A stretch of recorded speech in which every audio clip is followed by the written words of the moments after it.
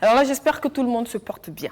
C'est avec un immense plaisir, vous le savez, qu'on se retrouve aujourd'hui pour la suite d'hier. Oui, les jours se succèdent et en principe, c'est censé être une suite. En tout cas, aujourd'hui, pour Love, c'est une suite et on espère que pour vous, la semaine qui a démarré hier se poursuit de la meilleure des manières et qu'à la fin de cette semaine, vous allez pouvoir dire « c'était une belle semaine ». En tout cas, on vous souhaite qu'elle soit belle en notre compagnie. Merci de nous choisir. Merci de regarder BF1. Merci d'être fidèle au Loft. Aujourd'hui, les garçons se sont accordés, ils sont assortis, ils sont sur le plateau aujourd'hui. J'espère que ça augure quelque chose de spécial, de beau, de gentil et surtout qu'ils vont se rappeler que quand on a des invités, il faut faire bonne impression. Non. Sur ça seulement, on ne peut pas s'accorder. Ma chemise, elle est plus raffinée que celle de Rachid. Mon cher ami, laisse ça. C'est même pas la même. Moi, je porte du lin. Je porte du lin. Ça, c'est pas la même. C'est vraiment pas la même qualité. Ça a été acheté au marché de Zavala. Non, quand même. Mon cher ami. Bonjour, ma chemise a pris l'avion. Bonjour Stéphanie, tu vas bien? Ça va.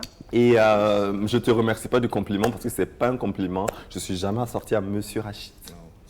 Je ne les sens même pas, quoi. Bonjour Rachid. C'est vrai que tu nous as confondus. Bonjour Rachid. Ouais, bonjour Stéphanie. Ça va? Oui, ça va. Pour une fois que je ne t'appelle pas Alex. Oui, tu as intérêt en plus. Non, je ne vais pas le faire, t'inquiète Voilà. pas. Tu peux compter sur moi. Merci d'avance. Attends, tu as l'honneur qu'on t'appelle Alex Jamais. et tu Never. dis non. Never, frère. Alors, je peux. Vas-y. On va faire bonne impression. Justement. On essaie de faire bonne impression. Je pensais qu'on avait décidé que, quand on n'est pas que contre nous, on faisait des efforts. Mais c'est toi qui as commencé.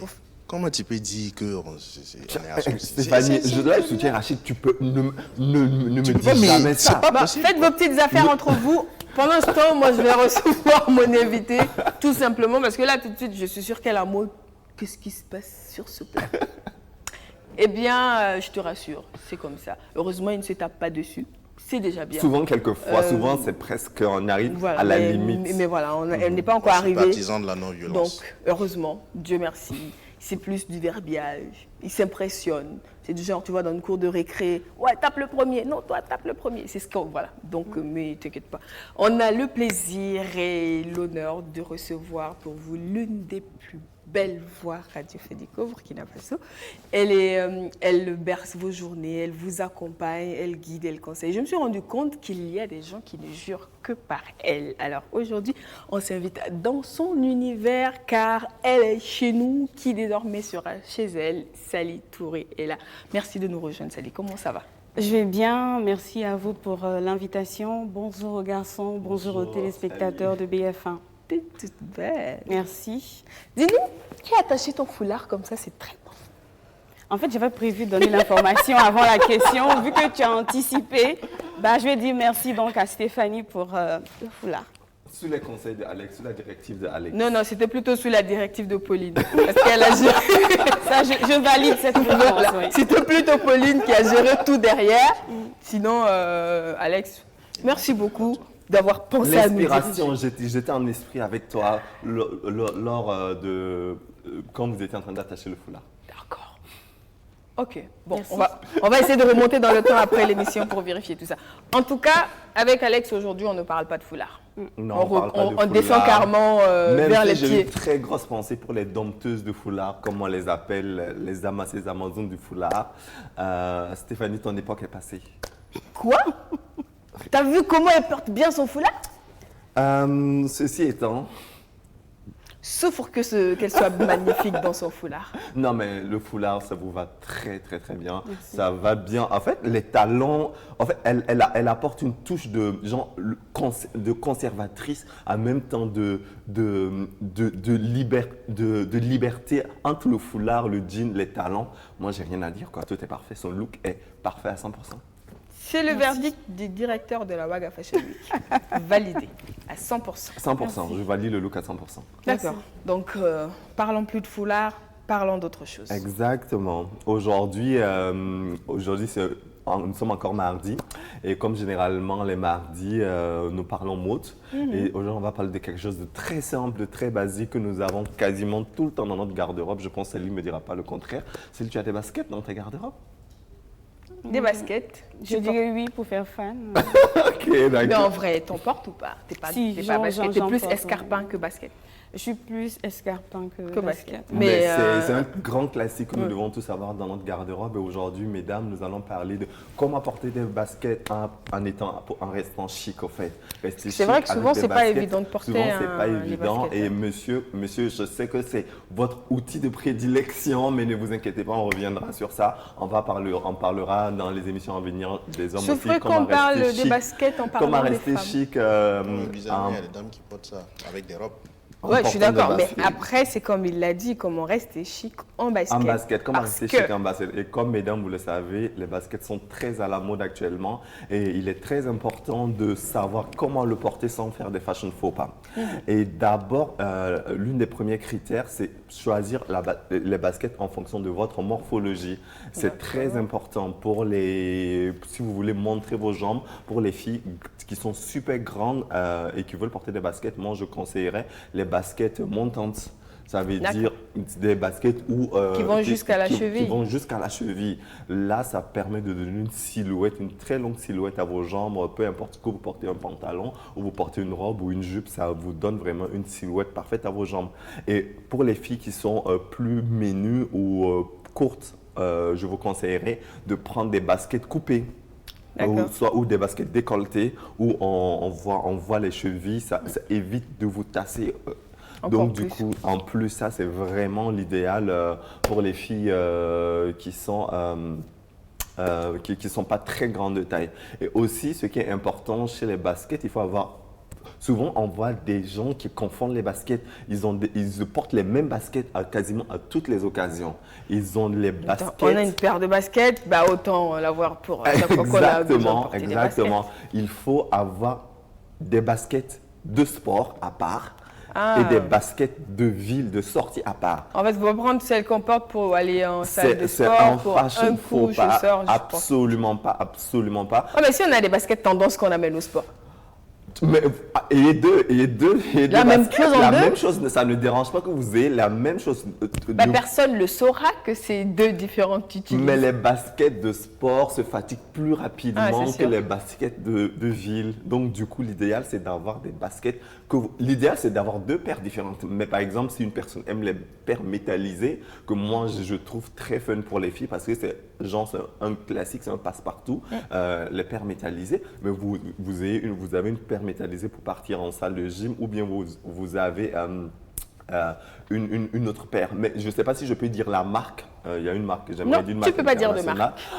Malheureusement, mesdames, je ne peux pas vous conseiller sur la marque idéale pour le sport. Peut-être sur ta page ensuite. Peut-être exactement ma page, je pourrais vous donner la marque idéale pour le sport, madame, mais ne mettez pas les mêmes paires pour le sport et pour la ville. C'est un véritable fashion faux pas. Et aussi, n'ayez pas peur d'oser. N'ayez pas peur d'oser. C'est pas parce que vous portez des baskets que vous allez porter automatiquement un sportwear, un jean, des trucs comme cela. Non, laissez-vous aller porter des mini-jupes avec, des robes, attacher les foulards, porter des vestons avec. Allez-y en fonction des couleurs de votre basket. Le plus grand classique, c'est le blanc. La couleur blanche, vous portez avec tout. Même une robe, une longue robe, une petite robe, un haut plus ample, un streetwear. C'est vraiment ce qu'il vous faut oser. Moi, j'ai l'impression que les baskets vont plus avec tout ce qui est droit près du corps que tout ce qui est ample. Est-ce qu'une jupe vraiment... Pour les tenues classiques, ce qui est droit, ça va super, ça va super. Mais quand on parle dans le style streetwear, sur lequel on avait déjà parlé, urban style, le style de rue, généralement, ce qui est idéal pour le style de rue, quand vous voulez porter des baskets, vous portez quelque chose de plus droit, de plus centré en haut, en bas plutôt, et vous portez quelque chose de plus ample, genre un par-dessus, un kimono, un grand t-shirt en bas. Ou bien il y a un autre style que je n'ai pas pris, vous n'allez pas voir sur les photos. Aujourd'hui, nous avons les pulls big size. Ce sont des pulls qui sont super amples, qui arrivent quasiment jusqu'aux genoux et c'est idéal avec des baskets. Par exemple, une fille, tu as un pull rose, un pull big size rose avec des baskets blanches ou des baskets métallisées. T'es parfaite, il n'y a pas de mots à dire, c'est vraiment... Sauf que ce n'est pas forcément un style pour Avril Lawaga. C'est pas un style pour Avril. mais bientôt, c'est les vacances, il y a la saison des pluies qui commence, il y a les petites soirées entre amis qui commencent, même si ce n'est pas dans le jargon de Rachid. Il n'est quasiment jamais invité à une soirée pensage un peu le raffiner. Et ça, je passais. Et pour terminer, madame, mon tout dernier, mesdames, pour terminer, mon dernier conseil, et Rachid, il te va directement aussi à toi. Essuyez vos baskets, lavez vos baskets, les saletés ne font pas chic. Souvent, on voit des gens, ils portent des baskets vraiment de blanc, on passe au marron, au blanc cassé. Non, ça ne fait pas chic. Même en salle de sport, en ville, les baskets blanches doivent rester blanches, les grises, les rouges. On ne veut pas de baskets multicolores. Merci beaucoup, Alex. Merci. Moi, j'ai des questions. J'en ai beaucoup, peut-être deux. Non, une seule. Une seule? Ouais. Bon, la première question. Et la dernière. Est-ce que la tenue de Stéphanie, là, peut être... est-ce que ça, elle peut porter des baskets? Est-ce que je pourrais porter des baskets avec ma robe? Non, moi, je te conseillerais des ballerines. D'accord. Des ballerines. Des ballerines plates. Des ballerines très plates, en fait. Okay. Par exemple, comme je disais, moi, j'aurais vu avec ce pain, j'aurais vu une autre configuration qui aurait spécialement été parfaite avec les baskets. Merci beaucoup. Merci, Rachid. Plus de questions. On passe à autre chose. On passe à autre chose. Parce qu'aujourd'hui, on s'invite dans un univers. Je l'ai dit, savoir, c'est invité dans la vie de tous les auditeurs. Et il y en a qui ne peuvent passer une journée sans entendre cette voix-là. Pour tous ceux qui se disent, oui, c'est quelle voix, peut-être parce qu'ils viennent d'arriver, parce qu'ils n'ont pas entendu nous dire bonjour. Je vais vous inviter à écouter cet extrait et on revient. Surprise, surprise. Aujourd'hui, je vais essayer de répondre à une question. On me demande si le savoir-vivre est obligatoire. Eh bien, il faut savoir que, non, c'est pas obligatoire. La politesse et les bonnes manières ne sont pas des comportements naturels chez l'être humain. On ne naît pas avec le savoir. D'accord? Tout compte à part savoir-vivre, on ne naît même pas avec le savoir. Hein? On apprend tout ce qu'on sait, ça s'apprend sur le temps. Ça s'apprend auprès donc des personnes habilitées. D'accord? Donc, la politesse et les bonnes manières, c'est pareil. C'est pas obligatoire, mais néanmoins, si vous adoptez ces comportements, ces bons comportements, vous ferez bonne figure face aux personnes qui vous entourent ou bien dans un environnement donné. Donc, la politesse et les bonnes manières sont issues en fait d'un apprentissage, comme je le disais tout à l'heure, d'un mimétisme, d'un conditionnement en fait. D'accord? Voilà. Elles sont, donc la politesse et les bonnes manières, elles sont propres à notre milieu. Ça fait bizarre. Qu'est-ce que ça fait de s'entendre? Ça fait bizarre. Ah ouais? Ah oui, ça fait bizarre. Très souvent, oui. Je parle... Bon, tu es un peu du milieu, tu sais que très souvent, quand on est face au micro, on est une autre personne, surtout quand on est passionné. Et après, quand on s'entend dire ce genre de choses, du coup, on se dit, c'est la même personne, c'est moi ça. En tout cas, cette voix-là, franchement, elle fait partie des voix qui m'ont donné envie de faire de la radio. Ça, je te le dis, très clairement. Donc, et aujourd'hui, je sais, j'entends souvent, je vois, et... Tata Sally, il y en a qui ne jurent que par elle. Je sais qu'il y en a, quand ils ont ou quand elles ont un problème, le réflexe, c'est de s'adresser à Tata Sally pour avoir une solution, pour avoir ses conseils. Tu es devenue un peu une mère de tes auditeurs et de tes auditrices, n'est-ce pas? En quelque sorte, oui. Bon, ce sont des jeunes, on essaie de... Bon, on est tous jeunes, voilà. On essaie comme on peut de leur apporter un brin de réconfort parce que on a eu leur âge. Je dis ça parce que très souvent, c'est un peu plus les étudiants, les jeunes qui nous envoient des messages pour avoir des solutions. Et vu l'expérience déjà que j'ai à mon compteur, donc je pense être... humblement parlant, habilité à pouvoir voilà, apporter des éléments de réponse à ces auditeurs-là. Et du coup, comment ça y est arrivé à la radio? À la radio, c'était pas prévu. C'était franchement pas prévu. Depuis toujours... bon, ça n'a même pas changé. Je veux être journaliste. Voilà. Ça me passionnait. J'adorais voir les présentateurs, les journalistes à la télévision. J'aimais surtout cette phrase-là, « Mesdames et messieurs, bonjour et bienvenue ». Et même mes leçons dans le temps, c'était un peu comme ça. Quand je vais apprendre mes cours, c'est comme ça, c'est bonjour, bienvenue. Aujourd'hui, je me rappelle en histoire, en géographie, je donne le titre parce que je ne pouvais pas faire le boileau, moi je résumais. Et puis je rendais comme si je présentais. Et ça, c'est depuis le secondaire que ça fonctionne comme ça. Alors, j'ai dit aux parents que moi, je veux être journaliste. Ils ont dit, journaliste, longues études. Il n'y a pas moyen. Vu nos conditions, vas-y pour une formation technique rapide. Après ça, il paraît qu'après le bac, tu travailles automatiquement.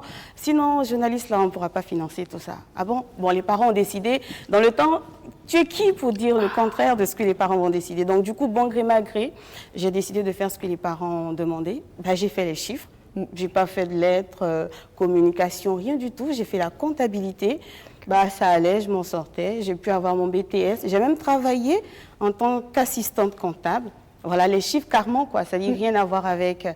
Mais bon, quand tu aimes quelque chose, tôt ou tard, ça te rattrape. Voilà. Mais j'imagine Sally en train de faire un bilan de comptabilité. Alors, mesdames et messieurs, bienvenue aujourd'hui. On va voir vos comptes. Non, ça, je ne faisais pas comme ça. Pour les comptes, ça, c'était les chiffres. Oui. Ça chauffait la tête et tout. J'avoue que je faisais parce qu'on me demandait, mais pas parce que j'aimais. À l'école, je bossais parce que je voulais des notes, pas parce que j'aimais la comptabilité, contrairement à d'autres collègues dans la classe, d'autres amis de classe qui étaient passionnés, franchement, les chiffres.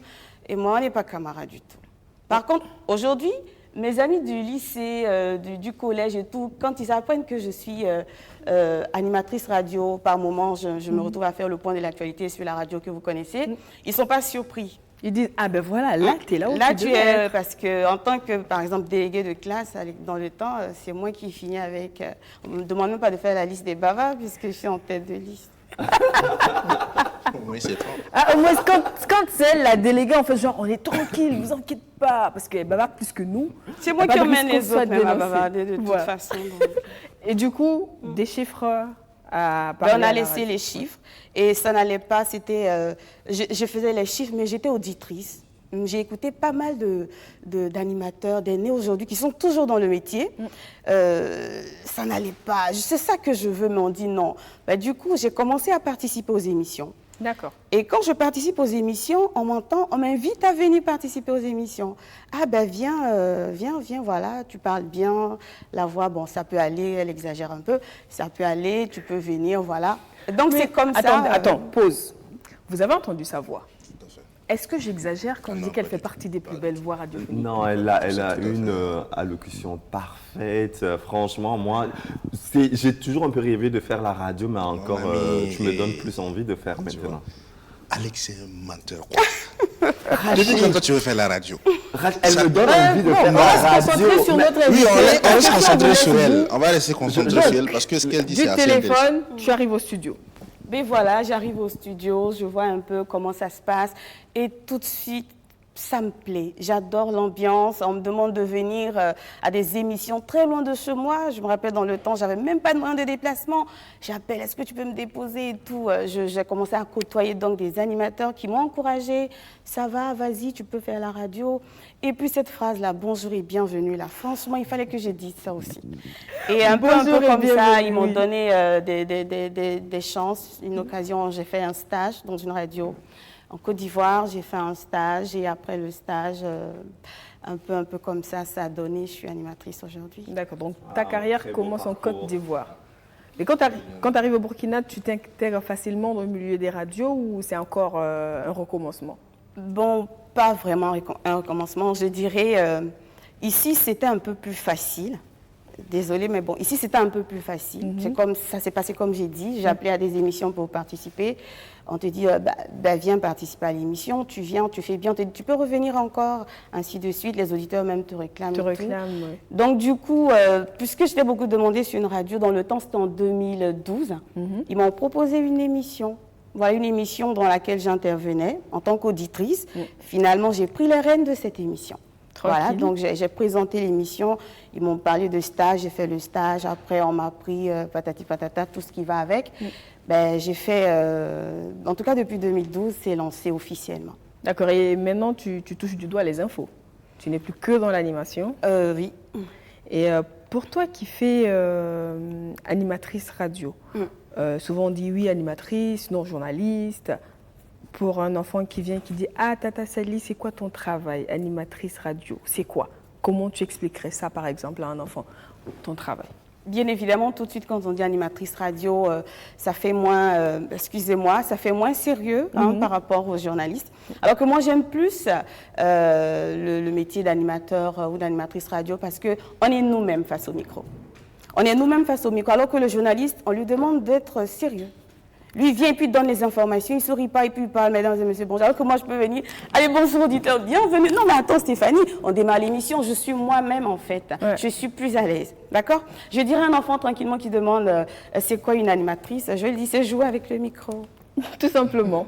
D'accord, et transmettre ses émotions. Transmettre bien évidemment ses émotions et partager les émotions aussi des auditeurs parce que je fais allusion à mon émission, si un auditeur t'appelle, qui t'explique son problème et que tu marginalises son problème, c'est sûr qu'il ne va pas revenir. Il faut lui donner ce qu'il a envie. Très souvent, les auditeurs qui posent des questions, ils ont les réponses.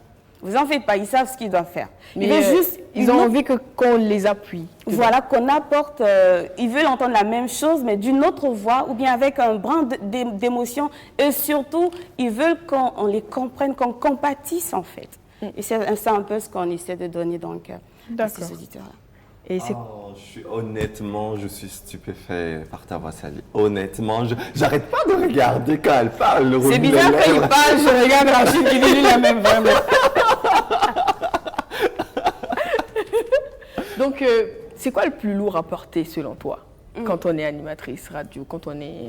Le nom, surtout la radio. Parce que tout de suite, quand on entend la radio, on s'attend à une personne différente, on penserait à l'écran d'elle est forte, avec la voix, on pense même que je suis allée de l'autre côté, d'accord? Et c'est ici. Bah ouais, je suis là, c'est parce que j'aime. Et j'ai eu de bons professeurs qui m'ont dit, quand tu es face au micro, dis-toi que tu dois plaire aux personnes qui t'écoutent. Donc du coup, je mets tout ce qu'il faut pour plaire. Si je viens que je dis Stéphanie, ça va rendu quoi? Mais tu vas dire, mais c'est là, attends. Si je viens que je dis, ah non, mais Stéphanie, attends, tu vois, si je mets la manière, tu vas apprécier, tu seras captivé. Et c'est ça que je veux demain, tu vas m'écouter. Donc en fait, tu as appris ton métier en le faisant, on va le dire comme ça. En le faisant, en regardant les aînés, en posant beaucoup de questions, en essayant de mettre en application des conseils, parce que des conseils, moi je prends toujours et jusqu'à maintenant là, je continue d'apprendre parce que pour moi, il n'y a pas un âge pour arrêter d'apprendre. D'accord. Qu'est-ce qui t'a le plus marqué depuis que tu fais de la radio? C'est ce que les autres disent de moi. Oui. Voilà, comme l'une des plus belles voix, ou bien Tata Sally, des gens qui m'organisent. Vous avez vu, non, cette année, des auditeurs qui ont organisé une fête d'anniversaire pour moi. Moi aussi. Bien sûr. Du coup, je suis moi-même surprise un peu de comment... Je me lève, je viens à la radio, je fais mon émission. Et à la fin, on me paye. Tu vois? Du coup, moi, j'adore ça. Mais à côté de ça, il y a des personnes qui apprécient l'émission, des personnes d'un certain âge, vous n'imaginez pas, qui apprécient des témoignages, qui font qu'on se dit, ah, finalement, il faut prendre ce métier-là au sérieux parce que ça apporte pas mal d'émotions à des personnes qui vous écoutent. Donc, du coup... Mais ce que j'aime pas, c'est les auditeurs qui, par moment, débarquent à la radio. Et puis, tu vois, dans ce temps, tu dis, bonjour, Sally, et puis on vient te trouver à la radio. C'est elle, Sally? Parce que tu vois... T'as déjà eu des réactions comme ça? Ah oui. Non, je t'imaginais pas comme ça. Bah oui, le mec, il insiste, hein, c'est vous, Sally Touré, de cette radio? Il n'y a pas une autre Sally Touré. Je dis, bah c'est moi. Parce qu'avec la voix, on pourrait s'attendre à une personne d'un certain âge. J'ai reçu un jour un couple, là, ils sont mariés depuis 12 ans, qui sont venus me voir, le couple est venu me voir pour des conseils. Et quand ils sont arrivés, ils ont vu, c'est toi, mais elle est jeune. Ah, mais je sais beaucoup de choses, c'est tout. Hein. Je sais les Alors, choses. monsieur, question, on ne vous a pas entendu. Question? Non, je vais poser une question parce que tout ce qu'elle dit me plaît bien. D'accord. Parce que voilà, cette histoire de radio, c'est quelque chose qui moi-même me passionne. Pour pas faire comme Alex. Non, on parle de toi. Non, je parle de moi, oui. voilà, pour pas faire comme Alex. Oui. Laisse-moi le dire quand même. Parce que moi, à la base, ce que je voulais faire, c'était d'initier une... Déjà, il faut commencer à parler dans le micro. D'initier une radio digitale. J'ai essayé de le faire en tout temps, jusqu'à ce que Facebook me bloque, comme d'habitude. Sinon, c'était une nouvelle fonctionnalité que Facebook avait mis en place. Donc, audio en direct. que j'ai essayé. J'ai activé l'audio en direct. Et pendant ce temps, je vois des gens qui sont en train d'écrire des commentaires, ainsi de suite, parce que je parlais. Je parlais de tout et de rien avec des gens et tout. Donc je me suis dit, mais si c'est possible de le faire comme ça, pourquoi ne pas ajouter peut-être de la musique? C'était beaucoup plus axé musique. Pourquoi ne pas ajouter de la musique et puis essayer de poser la voix pour voir ce que ça va donner? Donc ce qu'on a commencé un peu, puis à chaque moment, les gens te demandent, ben, comment tu arrives à faire ça en direct? C'est émis sur Facebook et tout. Et puis tu expliquais. Mais bon, c'était quelque chose comme ça dans la tête, mais on n'a pas pu le déployer comme il se doit. J'ai même demandé à Stéphanie de me trouver un poste à la radio, mais bon, finalement... Pourquoi je suis toujours coupable de tes histoires? Non, mais c'est la vérité. En fait, quand il raconte une histoire, je ne suis pas au courant. Voici une opportunité qui se présente. Moi, je vais aller voir Tata Sally après. Voilà, pour me faire coacher. Voilà, tu vois. Là, au moins, moi, je sais que, voilà. Non, mais Rachid, je tiens à te préciser, ce n'est pas des blabla que je raconte honnêtement. J'ai toujours voulu faire la radio. Mais les garçons, ce n'est pas trop tard. Et après, j'ai eu même une opportunité, mais j'étais vraiment... J'ai fait quelques émissions radio, mais je n'ai pas pu continuer à cause de mon travail, de mes impératifs, de mes voyages, tout ça. Mais ma question pour toi, Sally, c'est tu songes un jour à passer à l'écran et à quitter derrière le micro? Oui. Ça me tente bien, ça ne me fait pas peur de toute façon, donc je suis ouverte. Voilà, et peut-être, pourquoi pas, Stéphanie va me coacher. Hein. Ah ouais, je suis capable de faire ça? D'accord. Oui, parce que elle a plus d'expérience face à la caméra parce que, vous savez, la radio, la télé, c'est différent. Ouais, c'est vrai qu'il y a une... À la radio, moi, je parle au hasard, je regarde où je veux, mais à la télé, on te demande de regarder un objectif. Si tu es distrait, si tu vas d'ailleurs, c'est compliqué. Ouais. Hein. Sally, je te rejoins parce que pour raconter une petite anecdote avec Stéphanie, une fois, on était dans un autre pays. Elle devait présenter une cérémonie, je ne vais jamais oublier cette soirée. Stéphanie, elle est juste sortie devant la salle et dit « Bonsoir, messieurs et madame ». Simplement ça, les gens se sont levés pour lui faire un standing ovation. Après ça, les gens disent « Tu ne rentres plus au Burkina Faso ». Tout le monde était derrière elle, en fait. C'était la star de la soirée. Donc, tu as la meilleure coach pour passer de la radio à la télé. Mais au-delà de la radio à la télé, moi j'ai envie de savoir comment Sally se dessine pour la suite de sa carrière à la radio. La radio, je continue, mais c'est comme on a dit tout à l'heure, il faut penser à franchir d'autres étapes. Donc, du coup, on est animatrice radio aujourd'hui. On peut faire la télé demain. On peut devenir prof d'animation radio. Pourquoi pas, si parce que c'est vrai qu'il n'y a pas forcément une école qui forme pour devenir animatrice radio. Journaliste, oui, tu vas en école de journalisme. Sérieux. Quand tu dis que tu es journaliste, on te voit en bon homme, si tu veux, dans le jargon. Mais animateur, tout de suite, bon, et puis ça dépend des pays, comme je te disais dans les coulisses. C'est vrai que chez nous, ici, c'est un peu marginalisé parce qu'on se retrouve très souvent avec des animateurs ensemble au coin. Alors qu'il y a des pays, quand on te dit un animateur, du coup, attends, vous n'êtes pas de la même trempe. Hein. Voilà. Exactement. Mais à côté de ça, je fais d'autres scènes. C'est vrai qu'on me voit beaucoup en tata qui donne des conseils, mais j'ai la chance de pouvoir m'adapter au milieu. Je suis un peu caméléon. Je suis dans un milieu, je m'adapte. On doit faire sérieux, je suis sérieuse. On doit faire comique, je suis là-bas. Donc, on se croise, tu sais que je fais des scènes, Absolument. Je présente des spectacles, des mariages, tout ce qui va avec. Donc, je suis polyvalente, on va dire comme ça. Et c'est super ça. Mais moi qui travaille, j'ai quelque chose qu'il faut que je comprenne. Moi qui travaille beaucoup dans le monde du mariage, ma dernière question, moi je travaille essentiellement dans le monde du mariage en matière d'événementiel. Les mariées femmes n'aiment pas très souvent que des femmes présentent leur mariage. Pourtant, à chaque fois que j'ai été à un mariage, c'est la mariée qui m'a demandé. À chaque fois que je propose, peut-être moi sur 10 mariages, quand je propose, vous voulez une présentatrice ou un présentateur, sur les 17 me diront un présentateur et non une présentatrice. Il y a peut-être une phobie, la peur, parce que très souvent, les présentatrices, on ne vient pas à un mariage au hasard comme ça. Nous, on vient... Il ne faut pas venir voler la vedette à la mariée. Et non seulement tu es toute jolie, tu es au centre, tu parles, tout le monde te regarde, que toi, enlève même la mariée. Je pense que c'est ça, tu accapares l'attention de toute la salle. Voilà, et puis, bon, il y a aussi les techniciens même qui n'aiment pas travailler avec des animatrices en matière de présentation, parce qu'on dit, nous sommes un peu timides, la voix ne sort pas. En fait, c'est vrai que nous, souvent, ça demande beaucoup de travail côté technique pour gérer la voix et tout ça, mais bon, bref. Ça s'arrange. C'était avant, vous en faites pas. C'est plus maintenant, et c'est bien. On assure et les femmes maintenant. s'adaptent, et elles le font super bien. Et voilà, en général, c'est beau, c'est magnifique. En tout cas, on va essayer d'évoluer. On va passer à une autre étape de cette émission.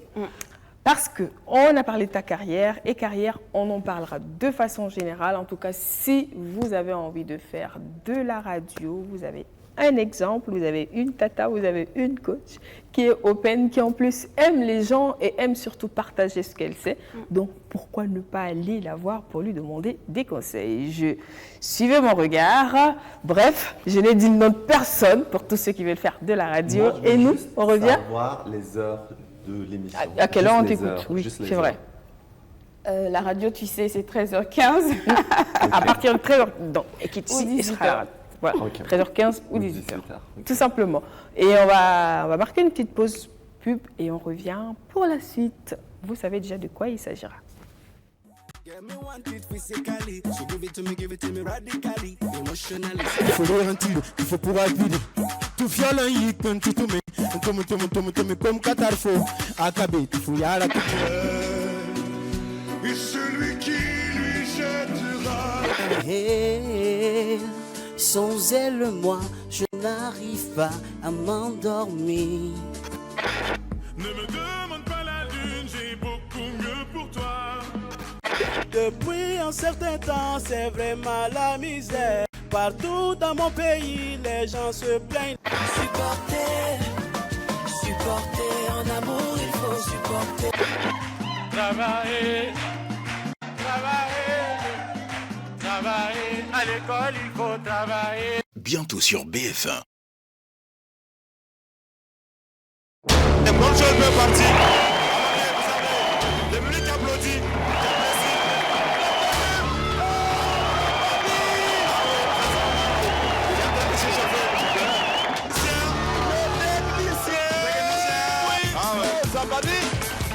Il a fait le tonnerre qui pousse tout.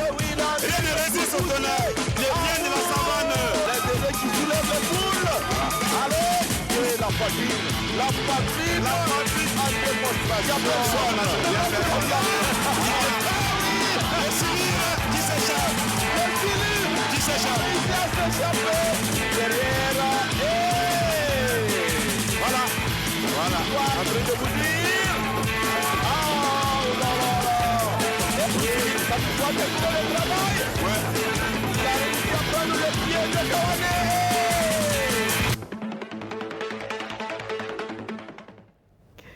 Et nous voilà de retour sur le plateau du Love. Si vous nous prenez en marche, soyez la bienvenue. Alors, Sally est toujours des nôtres. On va la garder jusqu'à la fin pour parler plan de carrière. On va dire quoi? Ça va être ta première émission complète où tu vas être ma co-présentatrice. Bah Voilà. oui, avec plaisir. On va faire ça comme ça. Oui. Et pour tous ceux qui étaient avec nous hier, un visage que vous allez certainement reconnaître, il est chargé de recrutement à RMO, donc Job Center, et il est de retour. Aujourd'hui, on parle plan de carrière avec... Enfin, il m'a dit quelque chose en coulisses qui fait que le premier mot bloque, mais je vais quand même faire tout pour que ça sorte. Monsieur Sarri. Voilà. Merci Stéphanie. Je vais essayer de ne plus dire monsieur. Je vais essayer. D'accord. Pour que ce soit moins protocolaire. Ok. Mais pour l'autre, comme il vient d'arriver, je vais lui donner du monsieur aussi. S'il n'en veut pas, on va ôter tout ce qui est monsieur, madame, et on va y aller tranquillement et franco. Lui, on l'appelle le Père Noël du recrutement. Il n'est pas vêtu de rouge et blanc, il n'est pas descendu du ciel, et ses cadeaux sont, on va dire quoi, c'est pas des paquets cadeaux comme ça, mais c'est des cadeaux qu'on garde longtemps après et qu'on est content parce que ça nous permet de faire des paquets cadeaux comme ça, gros comme ça, pour pouvoir dire oui, voilà, je n'ai plus à demander, je m'autosuffis, je suis à un poste que j'aime, je gagne bien ma vie, je suis content. Il s'agit de Monsieur Galiam Tinto, qui est des nôtres aujourd'hui, spécialiste en RH. Bonjour Stéphanie. Comment ça va? Oui, ça va très bien. Monsieur ou pas monsieur? Non, je préfère comme ça, pas de titre. D'accord. Voilà. Tinto Sarré Touré. C'est bien, Sarré Touré. Ouais, voilà. Ça sonne bien. En tout cas, merci d'être des nôtres aujourd'hui. Ok, merci. Donc, hier, on a fait la première étape de cette émission. Donc, je fais la mise à jour avec Sally, qui n'était pas là, puisqu'elle va faire l'émission avec moi.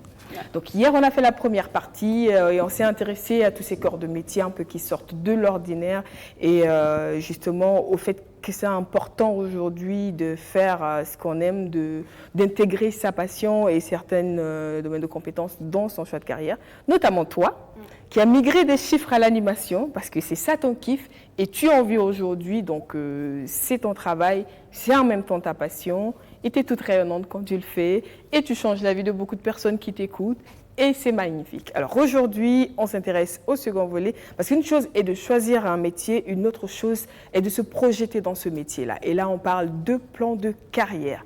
Donc quand on dit plan de carrière, peut-être que ceux qui travaillent savent de quoi on parle. Mais peut-être pour des élèves ou des étudiants, ou peut-être des personnes qui n'ont pas forcément mis ça dans leur tête, ils se disent, c'est quoi un plan de carrière? Donc dans un premier temps, c'est quoi un plan de carrière? D'accord. Merci pour la question. Alors, pour définir un plan de carrière, je vous dirais que c'est l'ensemble des perspectives d'évolution d'un collaborateur dans le milieu professionnel, qui consiste en fait à partir d'un poste vers un objectif visé. D'accord. En français plus facile, ça peut être la suite des différentes fonctions et des activités professionnelles qu'un individu a exercées ou bien a occupées tout au long de sa vie professionnelle. Toutefois, il faut faire la part des choses. On prendra en compte les expériences connues et qui ont fait progresser cette personne-là. D'accord. Pour définir simplement le plan de carrière, c'est ce que je peux vous dire. Ok. Donc, quand moi j'écoute comme ça, la question que j'ai envie de poser, mais je vais me tourner vers Tinto.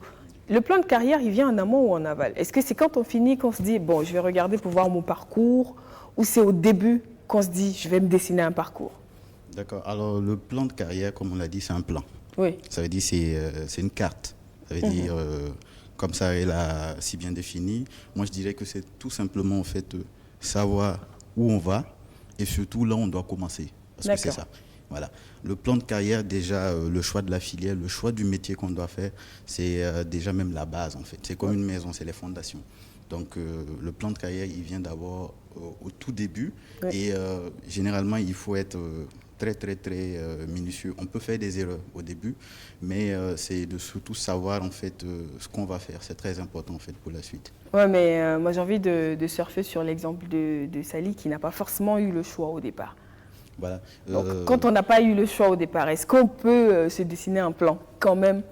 Non, mais la carrière, en fait, elle n'est pas linéaire. Il n'y a pas une seule carrière, en fait. D'accord. Tu peux avoir 3 carrières. Okay. Tu peux être blogueur, animateur, journaliste, en même temps chanteur, il n'y a pas de souci. Et tu peux exceller dans l'un et totalement rater dans l'autre. Tout dépend, non seulement, comme il a dit, voilà, des compétences, des expériences, mais aussi, surtout, de si toi-même, en fait, tu aimes la chose ou pas. D'accord. Donc, voilà, un plan de carrière, en fait, il n'est pas linéaire. Comme je l'ai dit, tu peux peut-être, au début, ne pas savoir exactement ce qui te plaît, ce que tu veux faire, mais avec, justement, le temps, quand tu rentres dans la chose et que tu exerces, tu peux même te trouver à te dire, oh, je me fais chier là où je suis, bon, je vais changer carrément. Ah bah c'est sûr que quand on se dit ça le matin en allant au boulot, je ne sais pas si ça t'est déjà arrivé toi. Le matin, oh, il faut encore pas. Peut-être quand tu faisais des chiffres. Ouais, certainement. Moi j'ai envie de savoir, est-ce que c'est judicieux d'être dispersé? C'est vrai qu'il a dit tantôt, une carrière n'est pas forcément linéaire. On peut faire ci, ça. Mais est-ce que c'est la meilleure manière de fonctionner? D'avoir, voilà.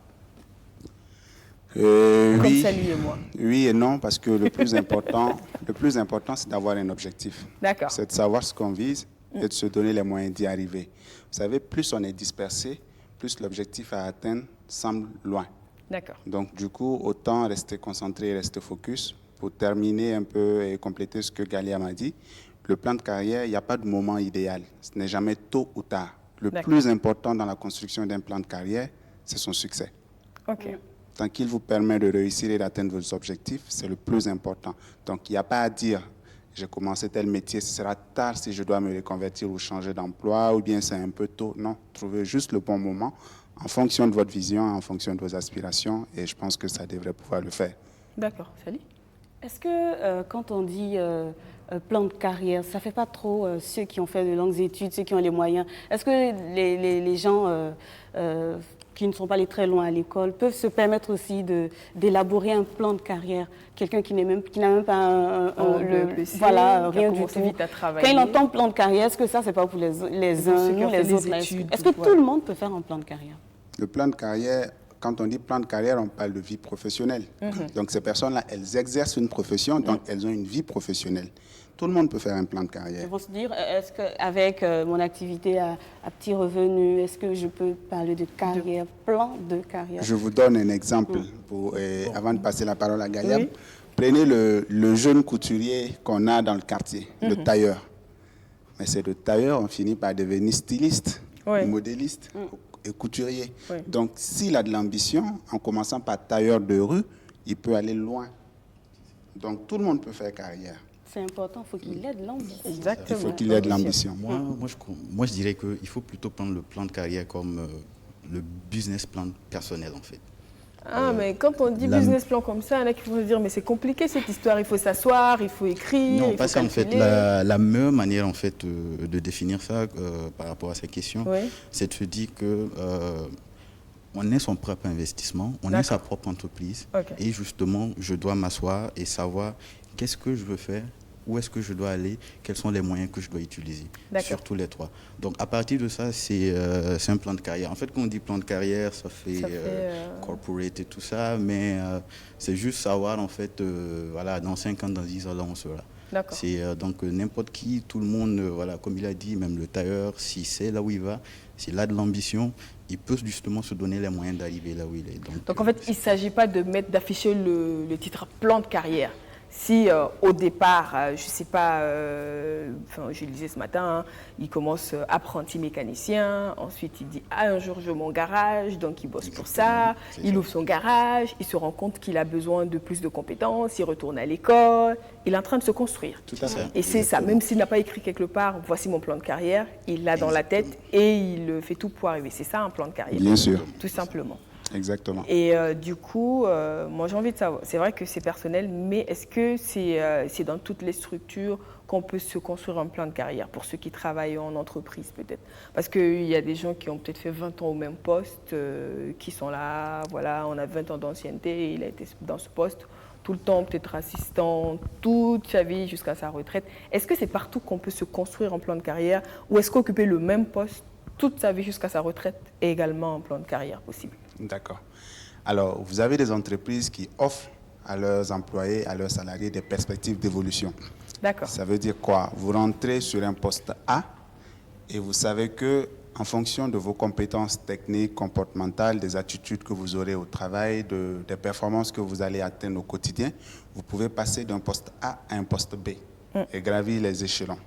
Donc, j'aime citer l'exemple, on peut rentrer comme jardinier et se retrouver un bon matin chef de département. Ça peut paraître utopique, mais je connais l'exemple d'un agent de liaison. Le monsieur, il est rentré agent de liaison. Il faisait en même temps la reprographie. À force de faire cela au quotidien, ce travail de reprographie, il photocopiait les documents. Donc, il prenait le temps de jeter un coup d'œil, de lire. Quand on l'envoyait remettre des dossiers, il arrive, quand il peut taquiner la personne, il apprend toujours quelque chose. Et du coup, il est reparti à l'école, il s'est formé, il a fait une formation en gestion commerciale. En temps, il y a eu une opportunité qui s'est offerte à lui en interne, il a postulé, il est passé commercial. L'agent de liaison, il connaissait très bien la maison, il connaissait les départements, il faisait les courses, il connaissait les clients, il connaissait les partenaires et il connaissait un peu le raisonnement de tout un chacun. Après être passé commercial, il y a eu la possibilité en interne de passer responsable commercial. Donc, cette entreprise-là offrait en fait ces perspectives d'évolution. Mais il ne faut pas perdre de vue une chose. L'entreprise a beau proposer et offrir des perspectives, il faudrait soi-même se dessiner en fait son plan de carrière dans sa tête ou bien on l'écrit. Il faut avoir un objectif.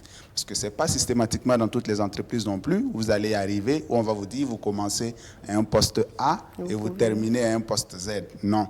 Donc, pour éviter d'être choqué, il ne faut pas tout attendre de l'entreprise. Et si l'entreprise n'a pas la possibilité de vous offrir cela, mais il faut créer cela. Ça veut dire quoi? Vous n'êtes pas tenu de rester dans cette entreprise. Pour vous construire, vous pouvez aller voir ailleurs. Vous pouvez rester dans l'entreprise et créer même l'opportunité qui va aboutir à la création d'un poste que vous visez parce que le besoin est là, le besoin se fait sentir.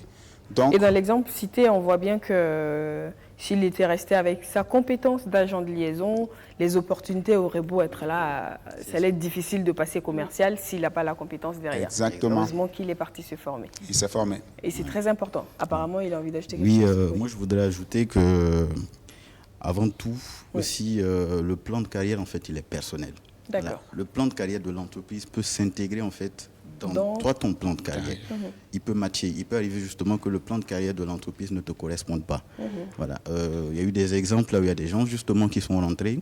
Leur objectif, c'était justement d'apprendre tel métier, parce qu'ils ont une vision en fait d'évoluer vers autre chose, mais il faut forcément passer par là. Mais le plan que l'entreprise propose, en fait, ça ne correspond pas justement à ce qu'ils recherchent. Et justement, comme Salih l'a dit, il faut justement créer aussi ton opportunité. Donc, c'est avant tout avoir une feuille de route personnelle. Voilà. Si tu sais que justement, tu te fixes tel objectif et tel objectif, quand tu rentres dans l'entreprise, c'est parce que justement, elle matche avec ton plan de carrière. Quand à un moment tu sens que ça ne correspond pas à ce que tu recherches, à tes motivations personnelles, c'est mieux de commencer à chercher de meilleures opportunités. Pas ailleurs. Quand on dit ailleurs, c'est tu peux chercher l'opportunité au sein de et chercher à créer cette opportunité à l'intérieur. C'est ça, exactement. Mais moi, j'ai envie de savoir, est-ce que aussi, ça ne dépend pas du type d'entreprise dans laquelle on postule? C'est-à-dire, quand tu te construis un plan de carrière avec des étapes clairement définies, il faut regarder si l'entreprise te propose ça aussi. Mais on n'a pas forcément toujours l'opportunité de voir ça, parce que si tu as fini tes études et qu'au bout de 5 ans, tu râles à ne pas trouver un emploi, je pense que le premier emploi qui vient, tu saisis. Et en ce moment, comment tu le notes dans ton plan de carrière? Est-ce que c'est quelque chose du genre, bon, je fais ça en attendant, je l'intègre dans mon plan de carrière? Comment on gère ça? C'est qui n'était pas prévu, mais bon, ce que tu veux, ça n'arrive pas. Bon, ça, justement, c'est des situations qui arrivent parce que tu peux justement tracer ta feuille de route, mais comme on le sait, voilà, l'aventure, c'est pas forcément en fait comme on l'imagine en fait. Donc, dans ce genre de cas-là, la meilleure des choses en fait, c'est de réévaluer en fait son plan de carrière. Voilà. Si tu vois que voilà, tu t'étais fixé 5 ans pour être à tel niveau, et qu'au bout de 5 ans, tu n'as même pas encore commencé, tu vois déjà que ce que tu avais fixé, ça craint. Donc en ce moment, qu'est-ce qu'il faut faire? Il faut le réévaluer. Et généralement, quand tu le réévalues, ça te permet en fait de voir peut-être certaines choses que tu as ratées. D'accord. Le plus important, en fait, c'est de toujours pouvoir se remettre en question. Généralement, ce qu'il faut pouvoir faire, c'est de faire des évaluations. Qu'est-ce que je fais actuellement? Est-ce que ce que je fais actuellement, est-ce que c'est bien pour moi? Est-ce que je m'y plais ou bien est-ce que j'ai atteint vraiment ce que je voulais faire ou y a-t-il encore des choses à faire? En ce moment, qu'est-ce que je dois faire? Et il faut aussi être courageux parce que c'est ça en fait. La carrière, comme je l'ai dit, elle est personnelle. Il faut vraiment être courageux. Il y a des gens en fait qui plaquent tout pour aller tout recommencer. Quand on va voir ce gars, on va dire « Ah, il est fou !» Ah, tu étais ici, genre, tu avais voiture de service, tu as maison et tout ça, tu vas laisser ça pour aller commencer ton business. Et si ça ne prend pas? Mais la bonne question, c'est et si ça prend en fait? Voilà. Donc c'est la question qu'il faut se poser. Ça. Pourquoi être négatif? Voilà, justement. Donc il faut savoir justement avoir le courage et surtout pouvoir se remettre tout le temps en question, parce que ça permet justement d'actualiser et puis de voir justement quels sont les points là où on a raté. Parce que sinon on se rend compte on a la retraite, on n'a rien fait. Tu regardes dans le rétroviseur et rien. En fait, ta route est là. Voilà, tu as été là tout le temps. Exactement. Et finalement, tu n'es pas arrivé là où tu devais arriver. C'est ça. Moi, j'ai envie, avant de venir à vous, est-ce que Salih s'est déjà projeté dans l'avenir comme ça, en se disant, je vais faire ci, si ça ne va pas? Est-ce que tu as déjà travaillé sur ça, personnellement? Bon, pas du genre, je vais faire ci, si ça ne va pas, je fais ça. Non, je suis toujours dans ces dynamiques de plan de carrière. Pour le moment, ça suit. Je suis encore dans mon plan de carrière. C'est vrai qu'on n'a pas forcément ce qu'on veut au moment où on veut, mais ça suit son cours. J'y crois et je pense que ça devrait pouvoir donner. Comme on a dit, moi ce que je retiens dans ce qu'on a dit tout à l'heure, c'est qu'il faut l'ambition. C'est-à-dire, apparemment les paresseux, non, on ne peut pas parler de plan de carrière avec eux, parce qu'une personne peut être là comme ça, comme elle a dit, ça fait 5 ans, ça n'évolue pas, est-ce que bon... Mais c'est quelqu'un qui a de l'ambition, qui veut, qui se dit, attends, il faut que je change, ou bien à défaut, comme je vais me contenter de ça, pourquoi ne pas tracer mon plan de carrière en fonction de ce que je suis en train de faire en ce moment? C'est une personne ambitieuse. Moi, c'est ça que je retiens. Justement, je veux savoir, parce que souvent, on reproche à certains de ne pas avoir de l'ambition, alors qu'il y en a qui se sentent parfaitement à l'aise dans le poste qu'ils occupent pendant 20, 30, 40 ans, jusqu'à la retraite. Et en fait, ils n'ont aucun problème avec ça. Ils sont bien, ils vivent bien, ils se suffisent, leur famille. En ce moment, Ça va au-delà de l'ambition, hein, je pense. D'accord. On ne parlera pas systématiquement d'ambition, mais c'est des personnes qui préfèrent la stabilité. D'accord. Elles ne veulent pas risquer. Ok. Je veux pas citer de nom, mais quand je prends l'exemple de la fonction publique, dans le temps, nos parents, c'était beaucoup plus la fonction publique. C'est ça. Ils Pour avoir arrivent une sur un certaine poste. sécurité. Voilà. Aujourd'hui, on a des parents, quand ils apprennent que tu démissionnes, eh ben, ils peuvent déprimer parce qu'ils se demandent bien où est-ce que tu vas. Eux, ils sont restés sur leur même poste du premier jour jusqu'au jour de la retraite. Donc, du coup, c'est la stabilité. L'ambition, ils peuvent l'avoir, mais ils ne veulent pas risquer. Donc, du coup, ils sont confortables. Au-delà de l'ambition, il faut oser risquer. Il faut oser risquer. C'est important. Du coup, ça me renvoie justement à cette question de la reconversion. Oui. Est-ce que vous qui êtes, tous les deux hein, dans le recrutement, est-ce que la reconversion, c'est une option facilement intégrée dans notre environnement ici? Justement, quand on parle d'il démissionne, mais oh, c'est la fin du monde, comment on va faire pour vivre, il n'aura plus de salaire. Est-ce que c'est quelque chose qui est facilement intégré sous nos cieux? Pour déjà prétendre à une reconversion, il faut déjà avoir un mind qui est solide. Il faut avoir un état d'esprit solide. Il faut être courageux. Parce qu'un bon matin, claquer tout ce qu'on fait, abandonner tout ce qu'on fait pour aller faire autre chose qui n'a peut-être rien à voir avec tout ce qu'on a déjà touché, ou bien pour aller vivre ses rêves, ce n'est pas donné à tout le monde. Ça demande de la préparation. C'est important, on ne se lève pas un bon matin et on saute là-dedans pour embarquer. Ça demande en fait de se donner les moyens et de s'outiller suffisamment avant d'y aller. C'est comme quelqu'un aujourd'hui qui décide de se lancer dans son propre business. Si tu vas te lancer dans ton propre business, sans avoir fait de provisions suffisantes, ce n'est pas évident que tu ailles loin. Donc, il faut se donner les chances, il faut se donner les moyens pour se reconvertir. Ce n'est pas un exercice facile, mais non plus, ce n'est pas impossible. Ça permet à nombreuses personnes, en fait, de pouvoir vivre leurs rêves et de pouvoir faire exactement ce qu'ils souhaitent faire, et sans tabou et sans contrainte. Et moi, j'ajouterais que toute personne devrait avoir un plan de reconversion. D'accord. Parce que c'est... on peut être sur la voie qui important. nous parle. Oui, on peut être sur la voie qui nous parle, mais on connaît la vie et ses coûts, en fait. Parce que tu peux être dans un métier que tu aimes, mais il peut arriver que la vie te donne un coup tellement fort, en fait, que ce que tu fais, tu ne peux plus en fait le faire. Je prends par exemple l'exemple des mannequins.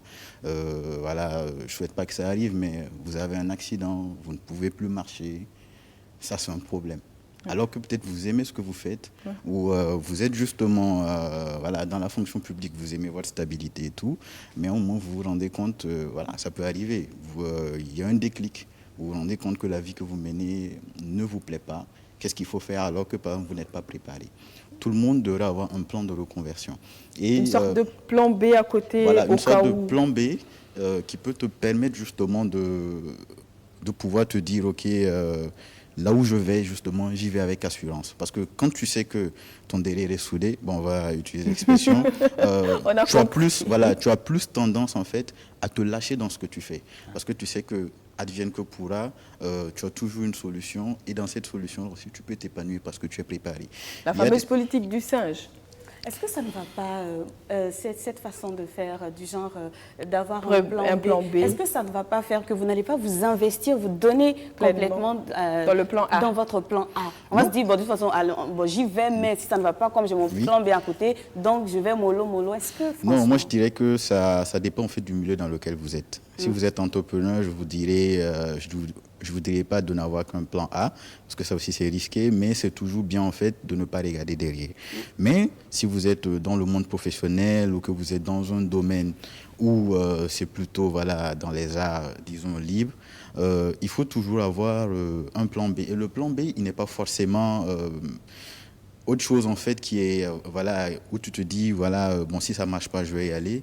C'est une solution en fait qui te permet en fait de toujours te mettre en tête que ça est là, en fait. C'est une sécurité. Si moi je comprends bien, c'est comme si on se dit aujourd'hui, si demain je me réveille et que je ne suis pas capable, pour une raison ou une autre, de faire ce que je fais aujourd'hui, comment je fais pour continuer à gagner ma vie? Voilà. Ou si j'en ai pas envie. Voilà, où j'en ai pas envie. Comment je fais pour gagner ma vie? Vous savez, il y a beaucoup de gens qui sont bloqués dans leur emploi parce qu'ils n'ont pas de plan B, ils n'ont même pas en fait de solution.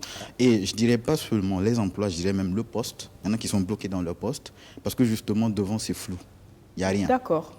En fait, on ne peut pas s'asseoir comme ça et puis se dire ah non, actuellement c'est bizarre et tout, comment je vais faire? Bon, ok, il n'y a pas de souci. De toute façon, je peux me lancer dans tel domaine et je vais m'y donner à cœur ouvert parce que là-bas, au moins, je sais que j'ai déjà les compétences, je sais que j'ai déjà fait mon évaluation, je peux m'en sortir dans ce domaine-là, donc je vais y aller. Non, ils ne peuvent pas parce que justement, ils ne le savent pas. Quand je parle de plan B, c'est dans ce sens-là. C'est pas dans le sens de, voilà, bon, il y a quelque chose qui est déjà préparé, au cas où le canot est bizarre, on saute. Non. Okay. C'est ce qu'on appelle faire un bilan de compétences. Généralement, faire un bilan de compétences te permet de savoir, en fait, où est-ce que tu es bon, où est-ce que voilà, tu es à l'aise naturellement et quels sont en fait tes axes d'amélioration. Voilà. Il y en a qui sont voilà, des comptables, mais qui sont très très bons commercialement. Oui. Ils ne forcent pas en fait. Suivez mon regard. Voilà. Ils ne forcent pas. Ils forcent pas. Il suffit juste qu'il arrive, quand il te parle. Tu as envie d'acheter. Voilà, en fait, tu fais genre, tu vends quoi, j'achète. Voilà, c'est ça. Voilà, c'est ça. Toi-même, tu as envie d'acheter. Et quand tu demandes à cette personne, tu dis non, tu as raté ta vocation. C'est ça en fait quand je parle de plan B. Quand on parle de plan B, c'est toujours savoir en fait quelles sont mes autres aptitudes en fait. Voilà. J'ai d'autres cordes à mon arc, c'est ça. D'accord. Donc tout le monde devrait pouvoir connaître ça en fait. C'est la base même en fait. Quand tu es un homme, tu dois... une femme aussi, humain, bon, c'est vrai que vous mettez le H dedans, mais non, bon, on est okay. Je voulais dire, aussi. bon, humain, voilà. Si tu sais ce que tu peux faire, et surtout là où tu dois travailler, c'est plus facile en fait d'évoluer. D'accord. Et du coup, pour vous qui êtes dans le recrutement, quand on parle projection, quand je dis vous, c'est un mot, hein, j'ai enlevé le monsieur, tout ça. Quand on parle de projection, de plan de carrière, il faut laisser une place pour la formation, le renforcement de compétences et tout ça. C'est bien cela? Il ne faut pas laisser une place, il faut intégrer. Ah, d'accord. Il faut intégrer ça.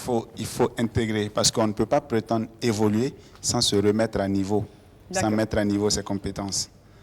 Comment passer d'un point A à un point B si on ne se donne pas les moyens, si on ne développe pas les attitudes, si on n'a pas les aptitudes, si on ne développe pas les habiletés. Donc, c'est pas avoir à côté, mais c'est intégrer. Il faut que ça fasse partie intégrante du plan. Exactement. Et il y a une chose que l'on voit souvent, à chaque fois qu'il y a un avis de recrutement, il y en a qui sont en poste, qui postulent. Souvent, moi, je me demande si c'est un comportement judicieux, qu'est-ce qui justifie ça. Souvent, on a l'impression que c'est des gens qui sont bien, qui n'ont pas de raison d'aller voir ailleurs, mais ils passent leur temps à postuler et encore à postuler. Ces personnes ont plusieurs raisons. D'accord. Il y a des personnes qui cherchent mieux, elles vont vous dire, je cherche à mieux m'épanouir, je cherche un nouveau challenge, je cherche à avoir une meilleure rémunération, je cherche de meilleures conditions de travail. Et vous savez, aujourd'hui, nombreuses sont les personnes qui quittent une entreprise A pour une entreprise B, rien qu'à cause des conditions de travail. D'accord. Voilà, à cause de la culture organisationnelle de la maison, on est susceptible de la quitter. Okay. Donc, beaucoup de raisons peuvent l'expliquer. Ce n'est pas parce que je suis en poste depuis 5 ans, voire depuis 10 ans chez BF1, que si je vois une annonce de RTB, vous m'excusez, hein, DG, que si je vois une annonce... on va voir à la porte après s'il y a un passage. Bon. Voilà, que si je vois en fait une annonce d'un poste en fait chez RTB ou bien chez une autre télé à l'international, étant Stéphanie, je ne vais pas postuler. Oui, aujourd'hui, je m'y plais bien, mais j'aspire à autre chose. Voilà, et je veux me réaliser peut-être à travers ce poste-là. Donc, les raisons peuvent être multiples. Okay. Maintenant, si vous me dites que vous avez l'impression, bon, vous n'êtes pas recruteur, sinon peut-être que vous aurez vu ça, vous avez l'impression que les personnes vont vite, à peine elles arrivent dans une entreprise, immédiatement elles sont réparties. D'autres raisons peuvent l'expliquer aussi. D'accord, voilà. Ok. Et il peut avoir, comme il a dit justement, beaucoup de raisons, mais aussi une des raisons sous-notions, en fait, c'est... vraiment, je dirais, la culture organisationnelle en entreprise. Vous savez, dans beaucoup d'entreprises, en interne, c'est pas aussi fabuleux que ça, en fait. Oui. Donc, les gens sont toujours à la recherche, en fait, d'un idéal d'entreprise. Et ça aussi, c'est un problème, parce que les gens s'attendent à ce que tout aussi vienne, en fait, des entreprises. Donc, quand vous rentrez dans un environnement là où ce n'est pas forcément ça, et que vous arrivez également, vous attendez à ce que ce soit ça. Quand ça ne matche pas, le premier objectif, c'est quoi? C'est de chercher mieux.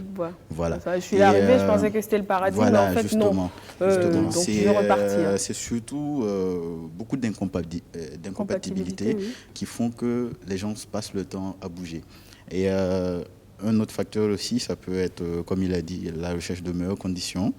Mais il y a aussi le fait que les gens, en fait, ne sont pas préparés. Vous savez, beaucoup de gens se postulent juste à cause du titre. Et ça pose aussi problème parce que je peux être responsable commercial ici, je vois responsable commercial, juste parce qu'on cherche un responsable commercial, je candidate, parce que je me dis que l'herbe est plus verte ailleurs. Comme je le disais, les gens se pensent toujours... commercial dans une petite boîte peut être moins bien payé que agent commercial dans une grosse boîte. C'est ça. Comme donc, ça peut si être tu veux le titre, ou si tu veux le titre, tu peux tomber facilement dans ce piège-là. Donc, beaucoup de gens, justement, ne sont pas préparés. Et c'est ça, en fait, l'importance aussi d'avoir un plan de carrière. Parce que si tu sais là où tu vas, tu ne seras pas flatté, en fait, par ces annonces-là et tout. Et généralement, c'est justement de pouvoir bien se renseigner, de savoir, qui recrute.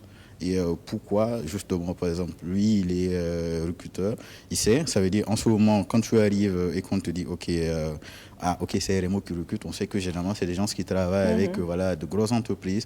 Tu sais que ça peut être une belle opportunité pour toi, mais tu peux arriver également et tu trouves que c'est l'entreprise Tintouma et Frères qui recrute. Et que justement, dans l'entreprise Tintouma et Frères, tu vas te dire, c'est Tintouma et Frères, certainement, ils n'ont rien de bien à me proposer. Mais quand tu arrives et que tu rentres, le monsieur, déjà, il te met en confiance et tout ce que tu veux, il te donne. Je ne vais pas citer le nom, mais il y a une entreprise immobilière qui est venue ici, qui a beaucoup révolutionné les choses, surtout sur le plan RH, en fait, parce que quand elle est venue, au début, si tu as un poste de responsabilité, tu avais une voiture. D'accord. Voilà. Et vous voyez, déjà, il y a une certaine motivation. C'est clair que tu dis aux autres, je suis bien dans ma boîte et tout ça. Voilà. Mais quand on écoute le nom, c'est pas un nom c'est pas forcément, forcément RMO. Voilà, je dirais pas que c'est par exemple... Mais justement, le fait d'être dans l'entreprise, ça te permet de voir certaines réalités. Donc, le tout, c'est de savoir là où on va, en fait. Et ça t'évite, en fait, beaucoup de beaucoup de faux pas, parce que c'est très problématique en effet. Moi j'ai envie de savoir, on nous dit souvent, dans un CV, quand on voit qu'en l'espace de 5 ans, tu as changé de poste 5 fois, ça ne fait pas sérieux pour un recruteur. Est-ce que c'est vrai ou c'est juste une façon de nous obliger à rester dans une boîte? Alors, quand on voit que vous avez changé de poste 5 fois en 5 ans dans un CV, beaucoup de raisons peuvent l'expliquer. D'accord. Déjà, le CV, c'est la première chose que le recruteur a de vous. Donc, du coup, c'est ce qu'il va constater. Il peut se faire des appréhensions qui peuvent être justes, qui peuvent ne pas être justes. Maintenant, pour un recruteur aguerri, si votre profil l'intéresse vraiment, il vous contactera et il essaiera de comprendre. D'accord. Il ne va pas systématiquement balayer votre CV. À ça. Voilà. Donc, du coup, si vous avez bougé 5 fois et que vous arrivez à le convaincre sur les raisons pour lesquelles vous avez bougé, alors ça peut matcher. Ça peut vous permettre en fait d'obtenir le poste qui est à pourvoir. On peut bouger d'une entreprise tout simplement parce qu'on ne se sent pas écouté. Oui. Voilà. Ou bien parce que les propositions qu'on fait, on a l'impression que ça va dans des tiroirs. On peut aussi bouger d'une entreprise, comme on l'a dit tout à l'heure, les conditions de travail et tout ça, ou bien on arrive, on nous a fait miroiter, on nous a fait rêver, mais quand on est rentré, on a vu que ce n'est pas juste. Maintenant, le fait, outre ces raisons-là, il n'est pas si commode en fait de quitter une entreprise aussi rapidement. De mon point de vue, je vous dis pourquoi. Parce que sur un poste, quand on intègre une société, quand on occupe un poste, il y a quand même plusieurs niveaux sur un poste. On arrive sur un poste, on le découvre, on l'explore, on grandit sur le poste, on le maîtrise. Quand on maîtrise le poste, il y a un moment de routine. Quand la routine s'installe. Et si la routine ne s'installe pas, vous allez vous réaliser. Donc, il faut savoir, vous êtes sur quelle phase du poste. Si vous êtes à un niveau où c'est la routine qui s'installe et qu'il n'y a pas d'issue, vous allez quitter. Il y a de fortes chances, oui, c'est vrai. Voilà. Quand on a envie d'autre chose et qu'il n'y a plus rien qui est proposé. Par contre, si vous arrivez sur le poste et d'autres raisons peuvent expliquer votre départ, vous pouvez être en phase d'exploration, vous allez être confronté à des difficultés, il peut y avoir une compression du personnel, tout peut s'expliquer pour qu'on puisse quitter un poste. D'accord, ok. Voilà. C'est vrai que le sujet, on pourrait parler de ça toute la journée, mais malheureusement, il faut qu'on s'arrête là pour aujourd'hui. Donc déjà, un grand merci pour Asare de sa disponibilité déjà hier Puis aujourd'hui, pour nous aider, on rappelle que pour tous ceux qui souhaiteraient venir à RMO Job Center, ils peuvent vous trouver déjà sur Internet. Mais comment ils font pour vous contacter en plus? Alors, on a un numéro de téléphone qui, malheureusement, je ne retiens pas. Donc, du coup, notre site Internet, Oui. c'est rmojobcenter.com. Oui. J'insiste bien .com, Oui. parce que taper autre chose, ça peut vous envoyer sur un autre lien. D'accord. Et on est accessible, les portes sont ouvertes. Et je vais éviter de donner mon numéro, mais si la production est contactée, il n'y a pas de problème, vous pouvez donner mon Il n'y numéro. a pas de souci. Merci Et bien. pour Monsieur Tint, enfin j'ai dit Monsieur, non, pour Galiam, sur LinkedIn, il est le plus suivi, c'est le Père Noël du recrutement, il faut le suivre. Comment on te trouve sur LinkedIn? Bon, sur LinkedIn, mon profil il est assez simple, c'est juste Galiam Tinto. Et en tout cas, l'objectif en fait, justement sur LinkedIn, c'est de pouvoir accompagner les gens qui ont justement des problèmes et qui n'arrivent pas à s'en sortir en fait dans leur carrière. Parce que beaucoup de gens ne réalisent pas en fait que, en fait, pouvoir avoir un réseau, ça aide beaucoup en fait dans la carrière. Absolument. Donc ça, voilà, bon, en tout cas sur LinkedIn, je suis tout le temps disponible. Je dors presque là. Galiam Tinto. Oui. D'accord. Merci beaucoup à tous les deux. Ok, merci beaucoup. On souhaite passer une bonne suite de journée et on profite de votre présence encore un instant sur notre plateau pour dire merci à notre héroïne du jour. Oui, aujourd'hui c'est une dame. Elle travaille dans la collecte des déchets domestiques. Voilà, c'est ce qu'elle fait et nous permet d'assainir notre cadre de vie. On lui dit merci dans cet élément et on revient pour la rubrique avec le Waga Job Challenge.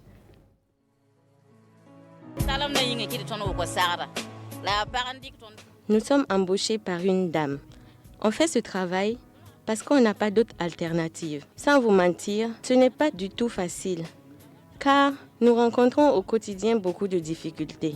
À titre d'exemple, nous percevons nos salaires dans un cycle de 40 jours au lieu de 30. Il est même déjà arrivé que notre salaire d'un mois soit considéré comme celui de 2. En vérité, c'est un effet domino. Étant donné que ce sont les ménages qui payent notre patronne, il suffit que quelques ménages ne payent pas à temps et ça se fait automatiquement voir sur nos payes. Chez nous, par exemple, le travail est sans répit. Que ton absence soit justifiée ou pas, tu es automatiquement défalqué. C'est vraiment le système de qui n'a pas travaillé, n'a droit à aucun centime.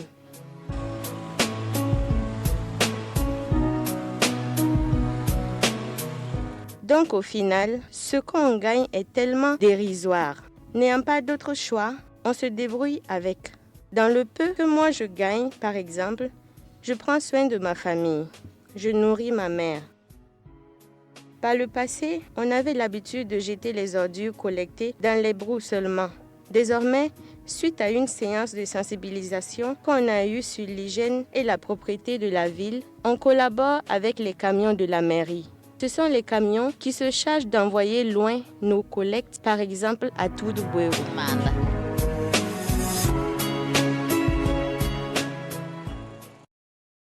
Et à travers elle, on dit merci à toutes ces braves dames-là qui travaillent dans la collection des déchets, car oui, qui dit vie dit production de déchets, mais personne n'a envie de vivre dans les déchets. Donc c'est important qu'il y ait des personnes qui se sacrifient pour qu'on vive dans la propreté. Vous venez nous prendre en marche, merci de nous rejoindre, vous regardez le loft. Et pour la suite, ça se passe avec Fadima qui nous a rejoint sur ce plateau. Comment ça va, Fadima? Ça va très bien, Stéphanie. Bonjour. Bonjour. Bonjour. En tout cas, merci de nous rejoindre. Merci à toi de me recevoir. Et pour tous nos téléspectateurs, ils vont s'habituer à ton visage parce que tu seras avec nous au moins 4 semaines, une fois par semaine. Tout à fait. Au moins. Qui sait? Peut-être que ça sera plus. On ne sait jamais. On ne sait jamais. Pas de porte. En attendant, on va pour le jingle et on revient avec Astuce Job. Ok.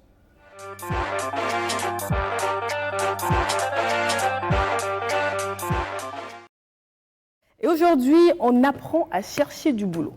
Tout à fait, Stéphanie. D'accord. Comment on fait? Comment on fait? Donc, je me présente, comme tu l'as si bien dit, je suis Fadima. Je fais partie de la team Waga Job Challenge. Donc, merci à toi de me recevoir sur ton plateau. C'est un plaisir. Et avant de rentrer dans le vif du sujet, j'aimerais bien partager ce message avec l'ensemble des personnes qui nous regardent. Il n'y a pas une seule manière de gérer l'humain. D'accord. C'est en fonction de l'expérience. C'est sûr. Donc tout ce qu'on va partager sur ce plateau, c'est tiré de mes expériences en tant que consultante et membre de Waga Job Challenge. D'accord. Et c'est sûr que tu as beaucoup à nous apprendre et on est tellement disposés à apprendre. Mais on est là pour apprendre. Surtout qu'il faut qu'on fasse le plan B à côté. Il faut qu'on prévoie notre plan B. Ah bon? Donc on compte sur toi. Ok. Donc comment chercher une opportunité professionnelle? Voilà. Tout dépend de ma situation. D'accord. Une personne qui est en poste, qui veut donner une nouvelle dimension à sa carrière professionnelle, fera autrement qu'une personne qui a une expertise qu'il a envie de mettre au service d'une entreprise. Et c'est encore différent pour une personne qui recherche son premier poste. Ça, c'est sûr. C'est sûr. Mais aujourd'hui, on va rester focus sur une personne qui recherche sa première opportunité professionnelle. Que cette personne ait fait un stage ou pas. Le premier conseil que je peux donner, c'est dans un premier temps, la collecte d'informations. D'accord. Il faut aller tâter un peu le marché. J'ai envie d'occuper un poste de chargé de recrutement. Je vais demander aux grands frères qui sont déjà en poste, comment on fait? Comment ça se passe? Quel est l'état du marché? Et quand j'ai quand même quelques informations, je vais me poser les bonnes questions. Quelles sont les compétences clés que j'ai par rapport à mes infos? Quelles sont mes motivations, mes faiblesses, mes forces? Dans quel type d'entreprise je peux postuler? C'est sûr. Et si je veux aller plus loin, je peux me poser la question, quel type de rémunération je souhaite avoir? Ah, mais c'est important, c'est pas plus loin, c'est important. Même si je suis junior, oui, je peux me permettre de bien faire les choses. Voilà, d'aspirer à... Voilà, tout à fait. Et dans un second temps, quand j'ai les réponses, ou quand je me suis posé les bonnes questions, je vais rédiger mon CV et ma lettre de motivation. D'accord. Mais le CV et la lettre de motivation, on va dire, ce sera le gros brouillon. D'accord. Parce que par la suite, il faudra l'adapter. Et lorsque je rédige mon CV, ma lettre de motivation, après, il faut aller chercher l'opportunité professionnelle. L'adapter, c'est quoi? L'adapter, c'est pas... L'adapter, c'est en gros tirer les éléments essentiels, mettre en avant les éléments essentiels en adéquation avec ce que recherche l'entreprise. C'est-à-dire qu'on n'a pas un seul CV et une seule lettre de motivation qu'on envoie à tout le monde. Non, il faut l'adapter. Et quand je dis l'adapter, c'est pas s'inventer un profil. Par exemple, j'ai eu l'opportunité de faire un stage en entreprise. Je cherche un poste de chargé de recrutement. Je vais mettre les éléments essentiels que j'ai pu faire en recrutement.